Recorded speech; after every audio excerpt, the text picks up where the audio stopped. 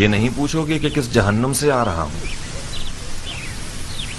बगैर पूछे जानता हूं। उस मैदान जंग से आ रहे हो जिसका जीतने वाला मुआविया इब्न अबू सुफियान है और हारने वाला हसन इब्न अली। बस यही? नहीं, तुमसे दोस्ती का रिश्ता जोड़ा है कियान। कूफा से मदाइन आया हूं ताकि तुमसे नजदीक तर रहूं।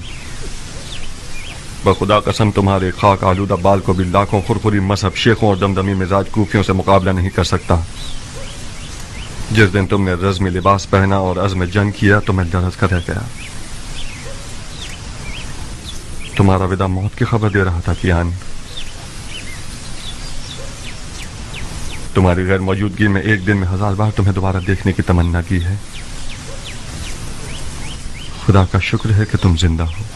अपने भाई के खूनी और चाक दिल को नहीं देख रहे?